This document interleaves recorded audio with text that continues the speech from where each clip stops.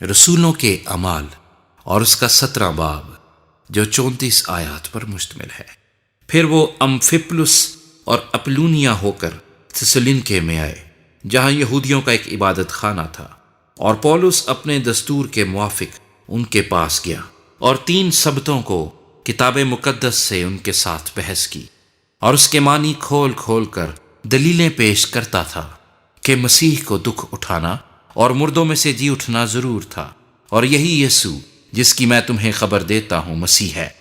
ان میں سے بعض نے مان لیا اور پولس اور سیلاس کے شریک ہوئے، اور خدا پرست یونانیوں کی ایک بڑی جماعت اور بہتیری شریف عورتیں بھی ان کی شریک ہوئیں، مگر یہودیوں نے حسد میں آ کر بازاری آدمیوں میں سے کئی بدماشوں کو اپنے ساتھ لیا اور بھیڑ لگا کر شہر میں فساد کرنے لگے، اور یاسون کا گھر گھیر کر انہیں لوگوں کے سامنے لے آنا چاہا،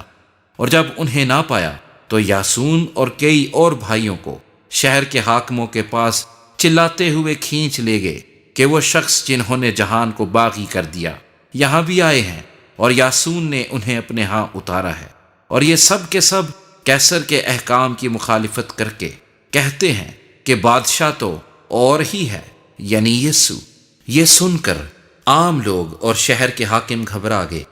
اور انہوں نے یاسون اور باقیوں کی ضمانت لے کر انہیں چھوڑ دیا۔ لیکن بھائیوں نے فوراً راتوں رات پولس اور سیلاس کو بیریا میں بھیج دیا۔ وہ وہاں پہنچ کر یہودیوں کے عبادت خانے میں گئے۔ یہ لوگ تھسلنکے کے یہودیوں سے نیک ذات تھے، کیونکہ انہوں نے بڑے شوق سے کلام کو قبول کیا اور روز بروز کتاب مقدس میں تحقیق کرتے تھے کہ آیا یہ باتیں اسی طرح ہیں۔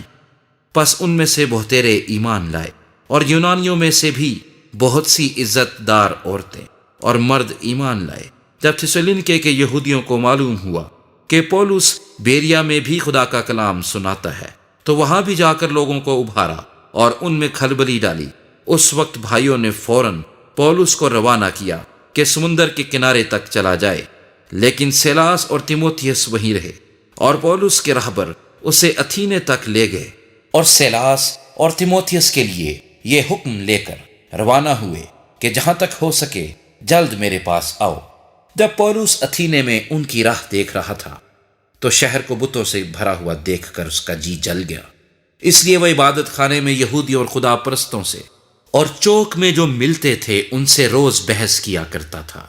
اور چند اپکوری اور ستوئی کی فیلسوف اس کا مقابلہ کرنے لگے۔ بعض نے کہا یہ بکواسی کیا کہنا چاہتا ہے، اوروں نے کہا یہ غیر معبودوں کی خبر دینے والا معلوم ہوتا ہے، اس لیے کہ وہ یسوع اور قیامت کی خوشخبری دیتا تھا۔ پس وہ اسے اپنے ساتھ اریوپگس پر لے گئے اور کہا آیا ہم کو معلوم ہو سکتا ہے کہ یہ نئی تعلیم جو تو دیتا ہے کیا ہے، کیونکہ تو ہمیں انوکھی باتیں سناتا ہے۔ پس ہم جاننا چاہتے ہیں کہ ان سے غرض کیا ہے، اس لیے کہ سب اتھینوی اور پردیسی جو وہاں مقیم تھے اپنی فرصت کا وقت نئی نئی باتیں کہنے سننے کے سوا اور کسی کام میں صرف نہ کرتے تھے۔ پولس نے اریوپگس کے بیچ میں کھڑے ہو کر کہا کہ اے اتھینے والو، میں دیکھتا ہوں کہ تم ہر بات میں دیوتاؤں کے بڑے ماننے والے ہو۔ چنانچہ ہم نے سیر کرتے اور تمہارے معبودوں پر غور کرتے وقت ایک ایسی قربان گاہ بھی پائی جس پر لکھا تھا کہ نامعلوم خدا کے لیے۔ پس جس کو تم بغیر معلوم کیے پوجتے ہو، میں تم کو اسی کی خبر دیتا ہوں۔ جس خدا نے دنیا اور اس کی سب چیزوں کو پیدا کیا،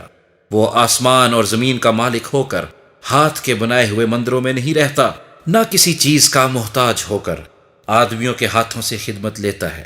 کیونکہ وہ تو خود سب کو زندگی اور سانس اور سب کچھ دیتا ہے، اور اس نے ایک ہی اصل سے آدمیوں کی ہر ایک قوم تمام روئے زمین پر رہنے کے لیے پیدا کی، اور ان کی میعادیں اور سکونت کی حدیں مقرر کی تاکہ خدا کو ڈھونڈے، شاید کہ ٹٹول کر اسے پائیں۔ ہر چند وہ ہم میں سے کسی سے دور نہیں، کیونکہ اسی میں ہم جیتے اور چلتے پھرتے اور موجود ہیں، جیسا تمہارے شاعروں میں سے بھی بعض نے کہا ہے کہ ہم تو اس کی نسل بھی ہیں۔ پس خدا کی نسل ہو کر ہم کو یہ خیال کرنا مناسب نہیں کہ ذات الہی اس سونے یا روپے یا پتھر کی مانند ہے جو آدمی کے ہنر اور ایجاد سے گھڑے گئے ہوں۔ پس خدا جہالت کے وقتوں سے چشم پوشی کر کے اب سب آدمیوں کو ہر جگہ حکم دیتا ہے کہ توبہ کریں، کیونکہ اس نے ایک دن ٹھہرایا ہے جس میں وہ راستی سے دنیا کی عدالت اس آدمی کی معرفت کرے گا جسے اس نے مقرر کیا ہے، اور اسے مردوں میں سے جلا کر یہ بات سب پر ثابت کر دی ہے۔ جب انہوں نے مردوں کی قیامت کا ذکر سنا تو بعض ٹھٹھا مارنے لگے، اور بعض نے کہا کہ یہ بات ہم تجھ سے پھر کبھی سنیں گے۔ اسی حالت میں پولس ان کے بیچ میں سے نکل گیا، مگر چند آدمی اس کے ساتھ مل گئے اور ایمان لے آئے۔ ان میں دیونسیوس اور اریوپگس کا ایک حاکم اور دمرس نام ایک عورت تھی، اور بعض اور بھی ان کے ساتھ تھے۔